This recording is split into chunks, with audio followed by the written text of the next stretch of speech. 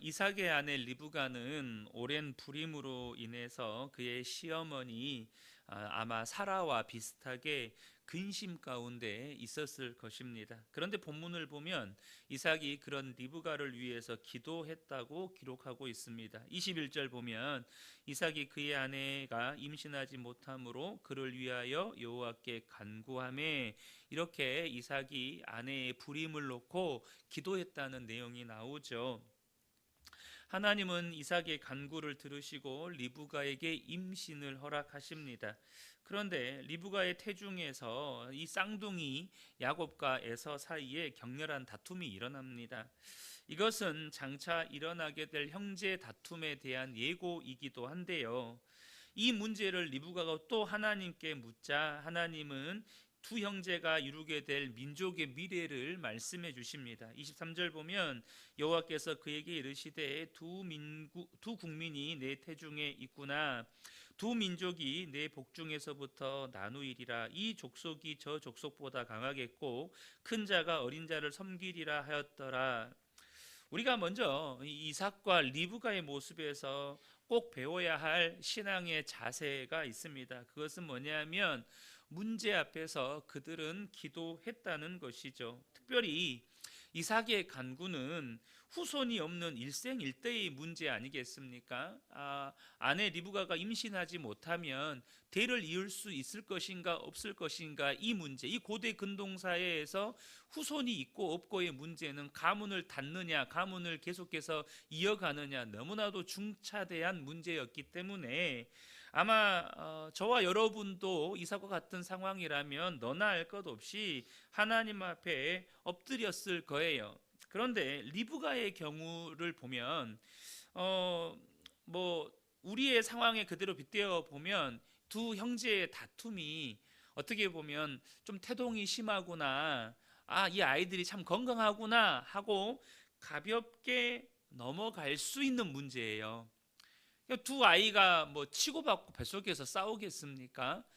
그런 게 아니잖아요. 좀 태동이 활발하고 좀 다른 아이들보다 좀 건강한 사내 아이들이구나, 이렇게 느꼈을 수 있는 문제인데, 그렇게 사소한 문제조차도, 사소하게 넘길 수 있는 문제조차도 리브가가 하나님께 기도로 묻는다는 것입니다. 여러분, 저는 이러한 리브가의 태도를 저와 여러분이 꼭 배우셨으면 좋겠습니다. 물론 이삭처럼 중차대한 인생의 문제 가지고도 당연히 하나님께 기도해야겠죠. 그런데 우리의 삶 가운데 우리의 사소한 문제까지도 우리가 하나님 앞에 기도하고 묻느냐는 것입니다. 이 문제는 단순히 우리가 기도에서 응답받고 못하고의 이야기를 하려고 하는 것이 아닙니다. 이것은 나는 하나님과 친밀하냐의 문제입니다.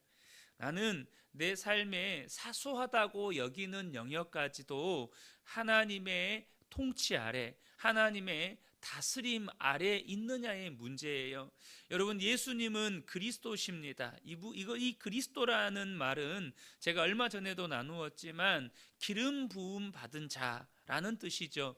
그래서 내가 예수님을 믿는다는 이 말은 예수님을 나의 왕이시고 나의 선지자이시고 나의 제사장이시다라고 믿는 믿음의 고백이라고 말씀을 드렸어요. 이 왕이시다. 그렇다면 주님은 내 삶의 모든 것을 다스리셔야죠. 그런데 우리는요, 때로는 이삭과 같이 중체대한 문제조차도 하나님께 기도하지 않습니다. 사소한 건 말할 것도 없고 정말로 중차대한 문제까지도 하나님 앞에 묻지를 않아요. 사랑하는 성도 여러분, 주님은 왕이십니다. 우리의 모든 삶을, 우리의 사소한 영역까지도 주님이 다스리십니다. 그렇다면 여러분의 삶에 사소하다고 여길 수 있지만 의문점이 들고 답을 모르겠는 것들, 우리 하나님 앞에 나아가 기도할 때 처음에는 하나님과의 친밀함이 없다 보니 내가 기도하고 하나님께 응답받는 것이 어쩌면 이삭처럼 크고 큰 문제들만 기도하고 응답받으려 하다 보니 사소하고 작은 문제에 대한 하나님의 음성, 하나님의 가르침이 되게 어색할 수 있고 잘 모를 수 있어요. 그러나 하나님 앞에 묻고 말씀으로 그 부분에 대한 답을 찾고 또 하나님께 묻고 말씀으로 답을 찾고 이 과정 속에서 하나님이 말씀으로 우리를 다스리시고 통치하시는 것이 무엇인지를 저와 여러분이 깊이 경험하게 된다는 것입니다.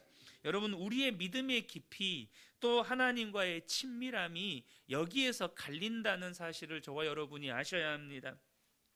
하나님께서 리브가에게 두 민족의 미래를 말씀하실 때 큰 자가 작은 자를 섬기리라 라고 말씀하십니다.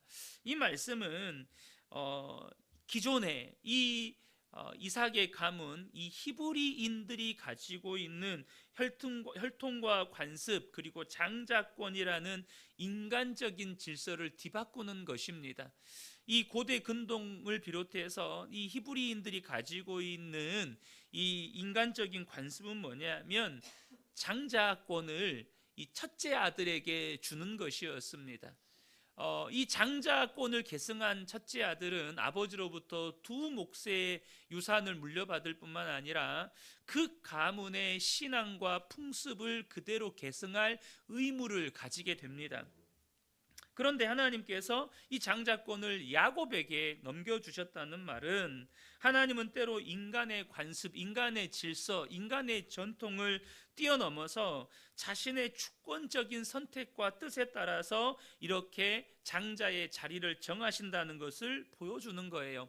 여기서 강조되는 것은 하나님의 주권입니다. 하나님의 뜻에 달려 있다는 거예요. 이 언약의 계승, 축복의 계승이 인간의 질서나 관습이나 행위에 근거하지 않고 하나님의 뜻에 달려 있다는 것입니다. 그런데 이런 하나님의 일하심은요, 때로 인간의 삶 속에서 긴장과 갈등을 일으키기도 해요. 지금 본문에도 보면 하나님이 야곱을 통해서 아브람과 이삭에게 주셨던 그 언약을 계승하시려고 뜻을 정하셨어요. 그러나 그것은 에서와 야곱 사이에 엄청난 갈등을 일으킵니다. 분명 거기에는 에서나 또 야곱의 인간적인 탐심이나 욕심이 큰 몫을 차지한 것 또한 사실입니다.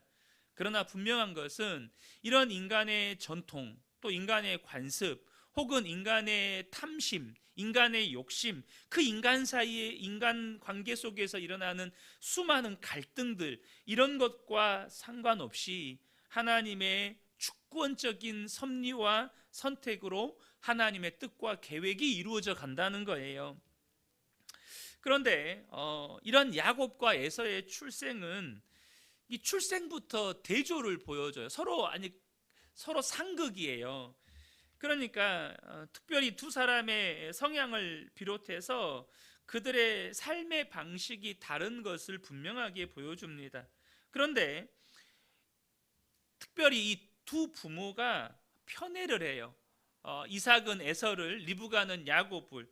그러니까 두 부모의 편애가 이 두 사람의 대조를 가정 안에 심각한 갈등으로 이렇게 이어지게 만듭니다. 이삭은 에서를 사랑했고 리브가는 야곱을 사랑함으로 인하여서 이 분열이 점점점 심화되는 것이죠. 분열과 갈등이 점점 심화되는 것입니다.